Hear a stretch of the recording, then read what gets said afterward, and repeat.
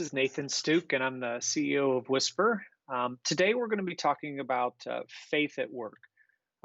This is a question that came up, was posted, unfortunately, after we had closed down the session a couple times ago, about balancing faith at work and how do I do that, and what are some of my thoughts on that. So, I really appreciate the questions, and I hope people will have questions throughout the whole session today. I've tried to reflect on what do I do, what's different, what's allowed, what's not allowed, and those type of things. So hopefully, I can help you gain some confidence in sharing your faith at work. So I thought a really good way. So ask questions, put them in the chat, and we'll try to answer them all as we go through for sure. But I thought a really good way is to briefly start with my testimony. I always like to know a little bit about the speakers, and to understand where I'm coming from when I'm talking about faith at work. I thought it was important to start with my testimony, and my relationship with the Lord didn't start until later on in life, but my knowledge of God started early on. My parents were very much. We went to church. My dad moved around a lot. He was in the military, so we would kind of pick the church closest to our house, and if we liked it, we stayed. If we didn't, we'd go to the next one a little bit further away, and then a little bit further away, and a little bit further away. And I was one of those very, very Bible smart and book smarts. My mom read to me all kinds of the Bible stories, and I could go into Sunday school class, and I remember always winning all the trivia questions and winning candy. That was what they gave out. So my knowledge of the Lord started very, very early on in my life, and I did what I would typically say was the normal path. I'm a good person. I don't do bad things, but I didn't really understand until I met my wife how important that relationship is with the Lord. And I remember I was swimming. If you guys know anything about me, you know I was a swimmer, and I used to swim back and forth in a 50-meter pool, just staring at the black line. And I remember kind of asking the Lord, show me a sign that you're actually real, right? That's something that a lot of Christians go through. Even after you believe, sometimes we question, man, is it really real? And I have faith, right? I have faith in the Lord, but can you show me something real? And it dawned on me right away. There was no waiting for me. And it was like, holy cow, my wife is from South Africa. She had to come all the way across the ocean. I didn't date much in high school or college. I was too busy swimming and hanging out with everybody. I was friends with everybody, but I didn't have a lot of girlfriends. I say a lot. I only had two, and one was for a week and one was for 2 weeks. So I did not have a lot of girlfriends, right? And when I met my wife, I knew within 2 weeks that I was going to marry her. It took her 13, she says 14 months to come around to even want to date me.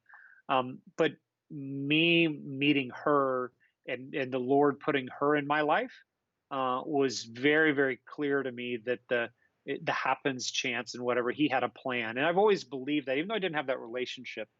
And then, so after meeting her, I remember swimming in the pool, asking the Lord into my heart, and just feeling that the difference that you have of kind of the calmness. I was always very kind of calm about it. I didn't ever question where I was going or what the Lord had planned for me. But I didn't realize that it was more than just knowing about the Lord in the Bible. It was having that relationship with Him.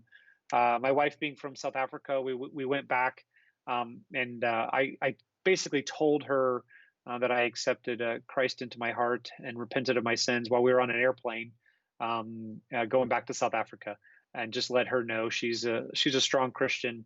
And I didn't realize it at the time, but that was one of her concerns. And one of her prayers was that I would come to know the Lord the way she does and have that relationship with her. Me not knowing that, I was just her boyfriend, and I was just I was just living the normal kind of boyfriend life, if you will. And when I was able to share that with her, it all kind of made sense as to how, even more so, that the Lord kind of put us together, that she was praying that I would have that relationship as well. So that's a little bit of my testimony and who I am, and kind of my walk through. And as I always do, start every discussion here with you define success. If you define your own success, you will always be successful.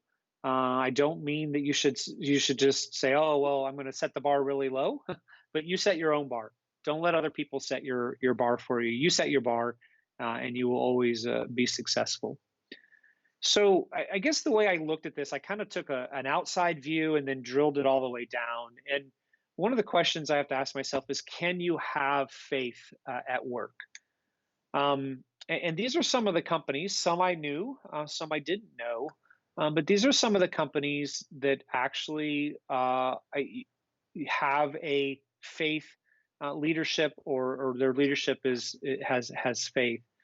Chick-fil-A, I think, is the one that if you ask somebody, who's, if you could think of somebody, I was just talking to one of my kids. Every time we go past Chick-fil-A, it is just round around the building multiple times for the drive-through, and they just know how to get people through that drive-through, especially now with COVID. They kind of knew how to do it before, but now especially, and we have one. I won't name the other fast food chain, but we have one fast food chain with Chick-fil-A, and then we have another one across the street. And whenever we would go there and sit down inside Chick-fil-A, we would always look over and kind of feel sorry for that other food chain because no one was there. And it's like, well, wait a minute, they provide food just the same. They do those things. And then you start to look at, what is Chick-fil-A doing? What sets them apart? And one of the fast food chains, to be named, to remain unnamed, tweeted that, Chick-fil-A, you'd make so much more money if you were open on Sundays. And their response is, well, we have to give all the other fast food chains a chance, right? I mean, that's how different they are and how well they're doing. But that one comes to mind. Hobby Lobby is another one that comes to mind. They were kind of in the spotlight when Obamacare came out, and they were forced to support abortions in their health care, and they didn't want to do that, and they went against it. And that was one of the showcase cases that went through, and that was because of their beliefs, right? Who they believe. Another one I found in doing this that it was kind of cool was In-N-Out Burger. They have on the bottoms of their cups, it says John 3:16. So that's something that's kind of neat that you wouldn't know that, but it is there. Interstate Battery on their in their mission statement, it says to glorify God. So these are companies that you wouldn't necessarily think. Some are more vocal than others, that I would say have faith at work. And one of the things that then you have to look at is, what are some of those ramifications for our beliefs, right? Good or bad. Chick-fil-A, I think it was their COO, but somebody in leadership at Chick-fil-A had kind of spoke out about gay marriages. And there was a lot of things going on with that. There was a lot of bad publicity, as you might call it, but they were sticking to their beliefs. And there was a lot of protesters that went to Chick-fil-A's and were same-sex couples were kissing out in front of it. They were making a big spectacle of it, and all of the Chick-fil-A people who go there and buy food, they all came out in droves to support Chick-fil-A, and they had record sales, unbelievable sales that day, blew all the records they've ever had, and everything. So, that was something they stood up for their beliefs. And in this case, they got quite a bit of backlash from the media and what was going on. However, it turned out to be a major win for them. I can't imagine that they were doing this craftily and saying, well, if we stand up to this, we'll get a lot of sales. But it was interesting that, consumers vote with their dollars. And what they were saying is, we support you, Chick-fil-A. We're here. We still like your chicken sandwiches, even with, their beliefs that they have. Another thing you see a lot are sports figures, right? You see sports figures. This is Tim Tebow. There's some controversy over his support for his beliefs and what he does. Lewis Hamilton, who's a great Formula One driver, he thanks the Lord after every race and openly talks about it. And there's some people that may not support him because of his beliefs, and there's some people that do support him even more. But there are ramifications for our beliefs. But it just isn't religious. This is the next example that I have here is the Dixie Chicks. If you guys know who they are, back in, I believe it was 2003, right before the first Gulf War, they had a concert in London, and they said, we don't support this war. We don't want this war. We're not going to support it. which is fine, right? We have freedom of speech. That's one thing great about America is that we have freedom of speech. And then they had a concert a couple months later in Texas, and no one showed up. And they were like, "Well, wait, this isn't fair. Why are people judging us? They should still be willing to support us." And it's like, well, wait a minute. You can speak what you want to speak, and then it's my free will to choose to not support you or support you based on your beliefs. So while their beliefs weren't a religious belief, they did have strong beliefs and strong convictions about not not supporting the war, but they they then were complaining about them standing up for their beliefs. And when others stood up for their beliefs, they had a problem with that. So I think it's interesting to see that we all make choices and we all can stand behind what we believe in. Um, but sometimes you have good consequences and bad consequences. Consequences aren't necessarily negative or positive; they're just an outcome of what's happened there.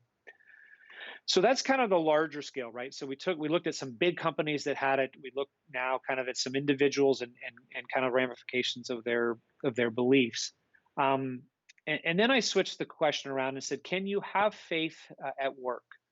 And I did some research on it. The ACLJ that has a great document that talks all about it. It's I put the URL down at the bottom. It's a really good document that's actually very long about what you can or can't do and how to help. But the real big takeaways that I had at this is there are no federal and state laws, or there are federal and state laws, sorry, that protect the religious freedoms of employees and employers.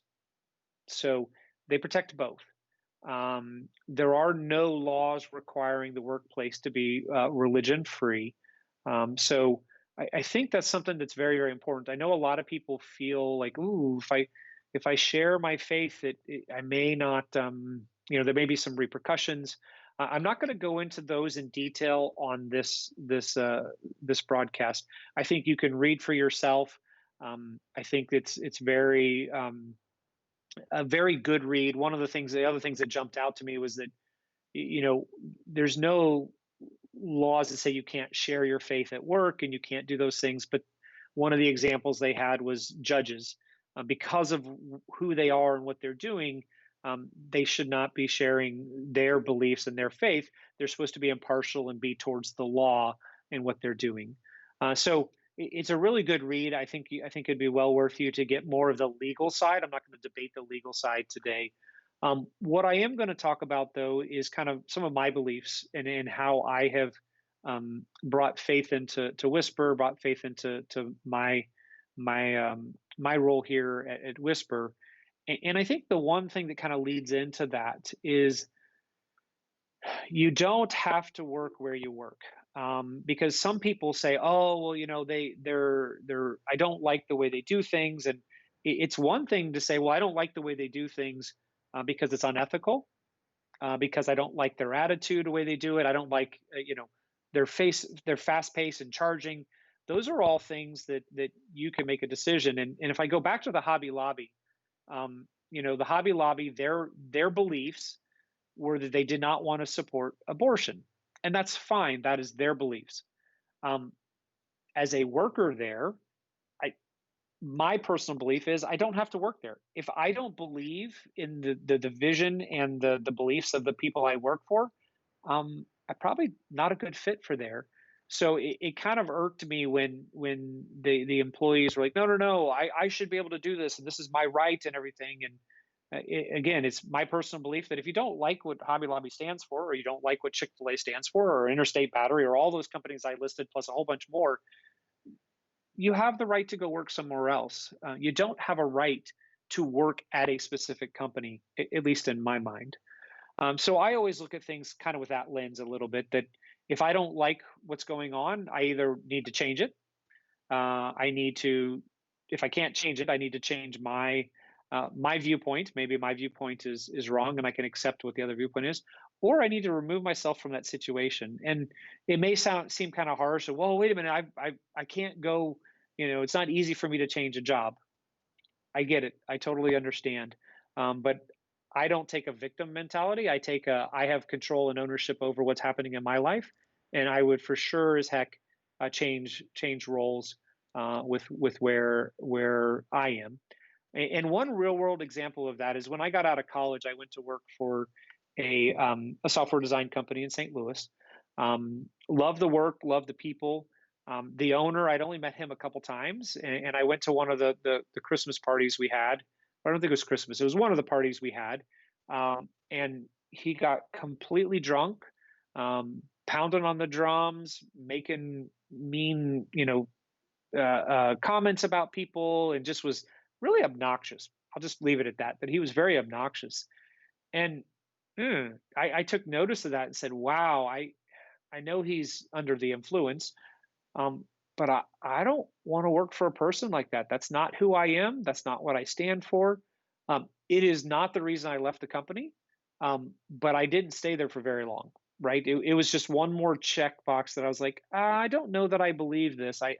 And when I was given an opportunity, I jumped and made a change.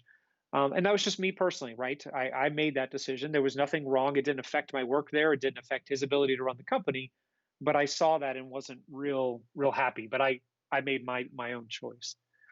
Um, so I think then if I drill it down even more and say, okay, from the state and federal laws, you're protected. And then you know that you feel you can speak about it, but what are you comfortable with? What are you comfortable sharing? How do you get comfortable sharing, and how do you get comfortable working it in? And I think it all goes back to your core. That was our leadership part zero, where we talked about your core, where your worldview. What do you believe? What is your worldview, and how do you believe what you believe? And if you don't know what you believe, then you won't ever really be able to stand up for anything. So you have to know who you are, your worldview. You have to know your identity. I am, and then you also have to then know your principles, which these three kind of make up your character as to who you are. I will and I won't statements for your principle, and I won't go over all of those. But I will say it's really important to know who you are, and that way that helps you become more comfortable with sharing your faith or sharing any of your ideas. It's not really about your faith. It's about sharing your beliefs, whether it be your beliefs on customer service or your beliefs on how training should be done. That knowing yourself and knowing your core is the foundation. And I would encourage you to go back and watch those if you haven't watched those about what that is. So I think it's worth at least talking about the different roles. I've always kind of made the joke that I'm very comfortable in my role here at Whisper, right? I mean, obviously, if I own the company, there's a lot of burden, there's a lot of weight on my shoulders as to what the decisions I have to make and how I have to run. But I'm also very comfortable with who I am and how I fit into Whisper. And it's easy when you say, "Oh, but you're the owner." You are correct. It is easier if I'm the owner. But I think then if you say I am the owner, then I think you have a more latitude and more ability to actually make a greater impact. And I'm going to share some of those things that I do and how I approach it.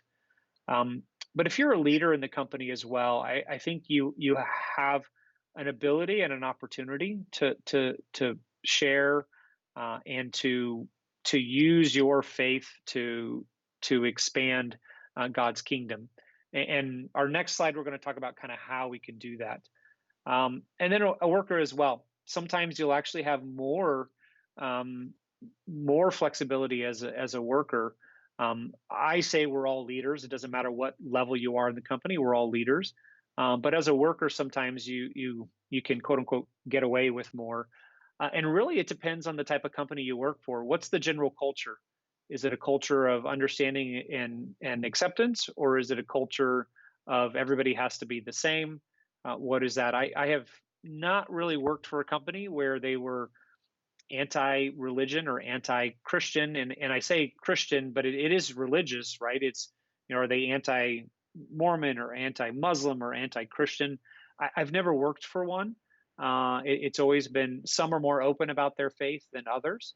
I can tell you I haven't taken a job at a couple companies because of the kind of the undertone that I got when I went through some of the interviews. That was more on a consulting basis. But those are, again, the decisions that I've made. And I think based on what level you are, will tell you, owner, leader, or worker, that gives you an idea of where you kind of fit into what you can do to affect change. And hopefully, if you're an owner, you can be bold enough to share your faith in subtle ways. And let's kind of look at those. Um, because for me, I'm not a Bible beater. I'm not one that's up there always preaching, if you will. I'm having Um, trouble hearing you. I don't. I don't do. I don't. I don't stand up there and say, "Oh, preach and this is what you have to do, and if you don't do it this way, you're doomed to hell and everything." I try to let my actions speak to my faith. And I can tell you the number of employees that have come to me when they're having problems in their marriage, problems personally, don't know what to do. When they come to me because they get a sense of who I am, that I do have faith in the Lord, and they're seeking me to help them. And that's something that means a lot to me because it's something that, oh, how do you go talk to the CEO? Oh my goodness, huh, what do we do, and how do we do this? And it's like, no, no, no. This is definitely, they can come to talk to me about that personal side of things because they've seen my actions, and that goes back to having a strong core, and that core is who I am, and I have consistent actions that support my worldview. Is that I believe that the Lord is the center of my world, and He has a plan for my life, and as long as I follow his plan, things will work out. And they see that I don't get super overly frustrated or overly emotional when bad things happen because I'm always trying to figure out what the silver lining is. Um, Another thing I don't do, and I know other companies have done this, and it's awesome and it's really really good. I've just seen some issues with this. Is I don't run a small group Bible study um, at at Whisper. I feel though as if I did, people may start to come to it just because the CEO is hosting it.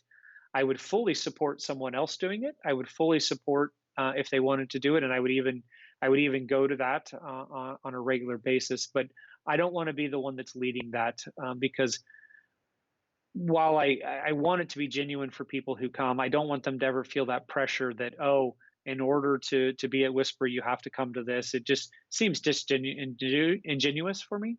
Um, so those are some of the things that I don't do. I do talk openly about my faith. We use it. You guys know I've talked about it on these broadcasts, but I do talk about it in the company. I do talk about it how I've gone home and prayed about different decisions, and I feel comfortable going this direction, or I feel comfortable going that direction, and that's something it's just who I am, and I'm kind of more matter of fact about it. Am I sharing it to have people uh, turn my way and start believing in the Lord? No, I am sharing it because that's who I am, and it's something that I feel very important about. And then that hopefully they ask questions, right? If they're a non-believer, or even if they are, but they're not as strong of a believer and they have questions, hopefully me sharing allows them to feel more comfortable coming to me. And one of the big stories that I have about kind of decisions for Whisper is that we won this CAF dollars, and it's amazing. You win 220 million and you think, hey, I've solved the financial problems for Whisper. Now let's go build this network. Um, but we had an option to go down one path with some investors, and then we had an option to go down another path with some other investors, and that second option wasn't there, and the first option was the only option that the Lord opened. We talked to 197 financial institutions, and up until the very last one, and then the middle one there, they'd all said no, and we had one option, and it just didn't feel right. Their goals were not aligned with my goals. They were amazing money people. They really knew what they were talking about, and I think we would have been wildly successful. But their core values didn't fit my core values, didn't fit Whisper's core values, and I was really, really struggling with it. And we were coming down to the wire, and we had to make a decision. And I, my wife and I, we got on our knees and prayed, and we pray on our knees almost every night. Um, but this was fervent. This was, Lord, I don't know what the plan is, but if you really, really want us to go down this path, it's the only door you've opened. So I guess that's the one we need to go through. But please, please, please, if you could, um, just guide us. We're open. We'll take the hard road. We'll take the road that we don't want to go down because we don't see all the options. I know Mark, our CFO, also prayed about it. And that next morning, I had three different opportunities. I had someone text me and say, "Hey, I've been thinking about you for multiple months. If you haven't solved your letter of credit problem, we had to get a letter of credit in order to secure the money. If you haven't solved those, give me a call. I'd like to see what I can do to help you." I had another investment banker reach out and say, "Hey, you don't know me, but I've heard about you, and I think we can help you out a lot. So maybe we should get together and talk." And then I had another friend say, "Hey, I want to introduce you to somebody. Somebody that I think would be great for you." Um, just as an introduction, he's introduced lots of people to me, and nothing's ever panned out with any of them. But he's like, "I think this is a good person for you to meet."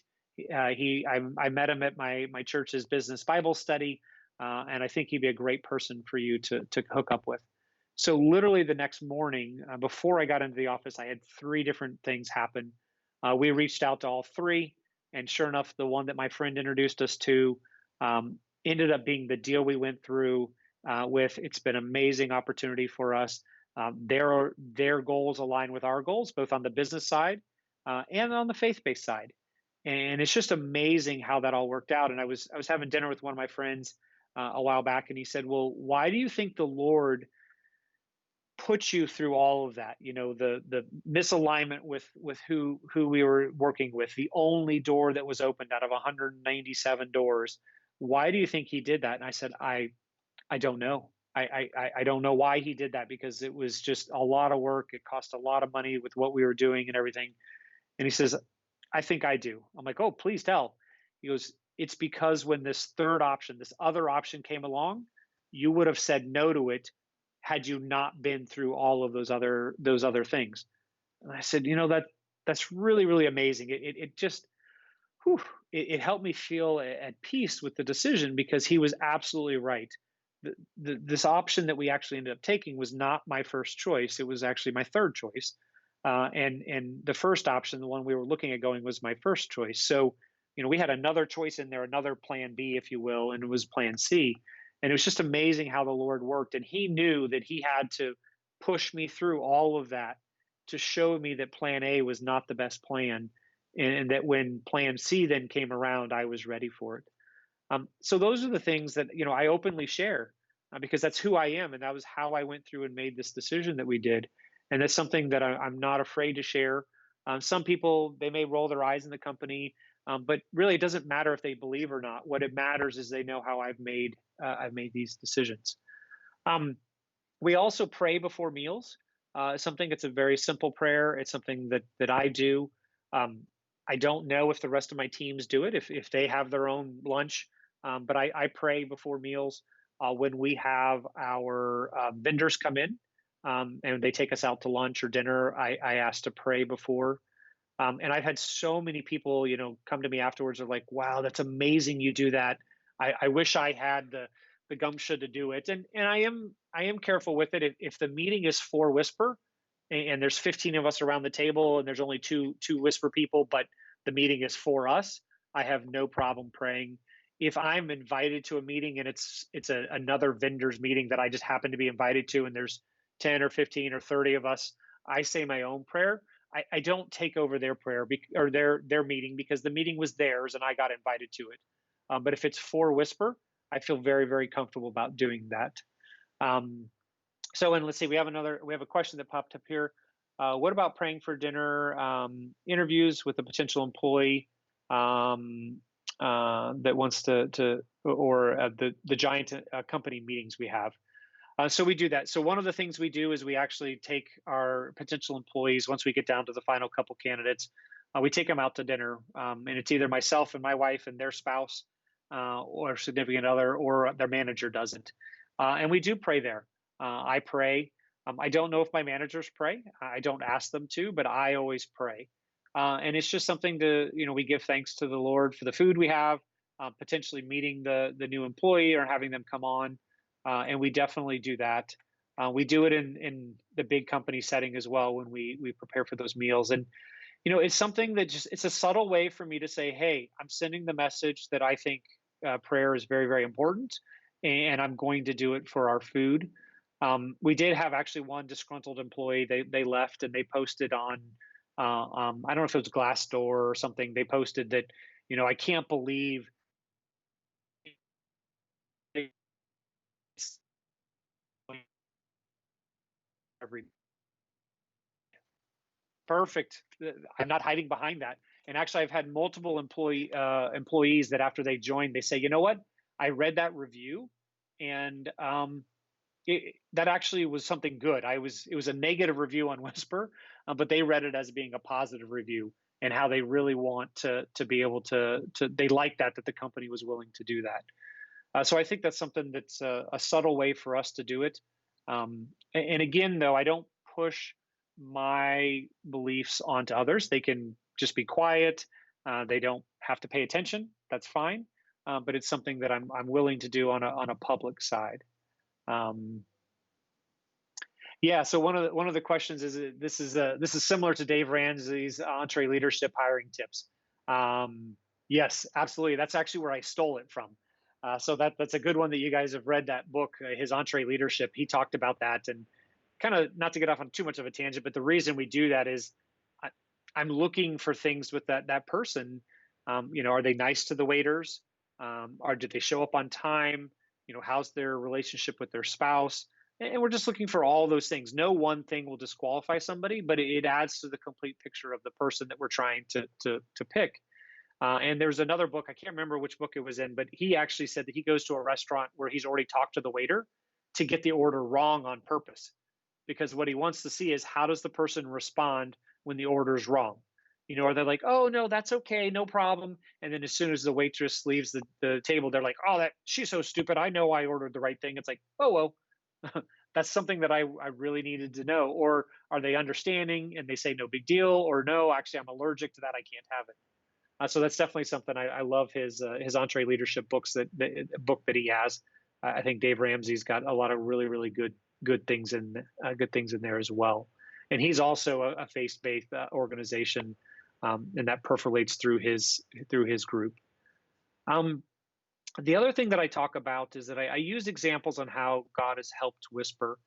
Um, I don't believe my success is because of me.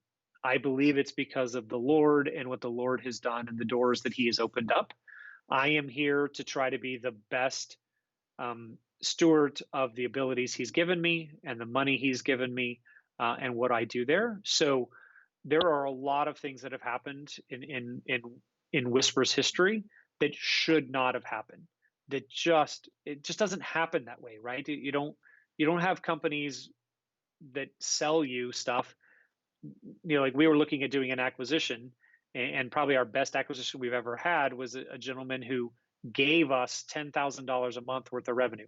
Just gave us like, hey, I don't want to be in the business anymore, so it's yours. And we went through everything, and there was no hidden like, oh my goodness, no wonder he was walking away from this, right? It was a truly just he didn't want to be in the business anymore, and he walked away from it. Those things don't happen. It's the Lord's hand guiding us. There's been other examples where we've gotten out of deals or we haven't gone through with deals, and only to find out that it was a shady deal, and we made a very good decision not to do it. But it was the Lord closing those deals, and there's all kinds of examples. And I'm willing to share those through the history of Whisper, because I think it's that important to who Whisper is and who we are. Again, they don't have to believe it, or they can, but that's something that I'm willing to do. So if you have any questions, type them in, and I'll kind of wrap up with this. Some really good resources. The bottom line is that the workplace does not have to be religious free. And I know I'm speaking at it from a Christian standpoint, but it is all religions. It doesn't have to be a religious free zone. There are laws that support and protect the employer and the employee. And I really highly recommend you look at that, the link I had from the ACLJ, on what they have. Another one I found was a good one was faithatwork.ca. It's got some videos and it's got some different things that I think are really, really good. Um, I have got Dave Ramsey, his legacy journey on here. I think his is a good one. The EntreLeadership is another good one. Um, and but the one that I look at all of these, for good resources on how to help change is the Infinity Game, or Infinite Game, by Simon Sinek. It is not a faith-based book. It is a mindset. And what I think about that mindset is that I resonate with that mindset. And a lot of the reasons why I resonate with the Infinite Game, and I firmly believe that there's more than enough to go around, the abundance theory, and that we can help each other. And I'm willing to help a competitor just like I'm willing to help a customer, and those type of things, is because of that Infinite Game mindset that I have. A lot of my Infinite Game mindset, though, I think comes from the fact that I know the Lord has a bigger plan. I'm just managing what He's given me. It's not mine, it's His. And I think that's allowed me to develop my own thinking, with that happens to fit right in with those Infinite Game, the Infinite Game. The other one on here is the Servant Leader. I think that's a really, really, really good one, to be able to think about and what that does. The Winners Never Cheat. This one, I can't remember everything in it. I think it has a little bit of part on faith, but really, it's interesting that winners never cheat. And while he may not mention everything about faith, when you read the book, if you add in your own flavor of faith, you can see how he's interacted and interchanged different things, and how he stands behind who he is, and how he never cheats and tries to cheat his employees or workers or people he works with. And all of those have to do with who we are as a person, and um, who we're representing ourselves to be. Let's see. So it says, have I read anything from Simon Sinek? Yes, his The Infinite Game is a Simon Sinek. He also has Start with Why, which is a good one. And then, shucks, I can't remember the other one. It's not Pink, I don't think. But I like his books a lot. I really do. The one that really, really resonates the most with me, though, is the Infinite Game. I think maybe because it just has to do with, your higher level overarching what you're trying to accomplish. And he has so many examples of companies that have had finite, leaders, and what happens to them if they have finite leaders, and what happens to the companies, and then what companies have infinite, mindsets. And that really, really resonated with me as to, that book. So, let's see if we have, any other questions. No. Okay. Well, cool. Well, I will end this with, be bold, in your faith. I hope I've shared a little bit with you on how I do it. There's so much more I could put into this, and as I was trying to prepare everything, to thinking about it, I tried to kind of boil it down and take that step down, and, hopefully I've helped you out. If you have any other questions, contact me. I'd love to talk to you and see what we can do to help you be stronger in your faith, and, being, willing to share it at the office, and being the one that people come to when things don't go well. So thank you very much for your time today.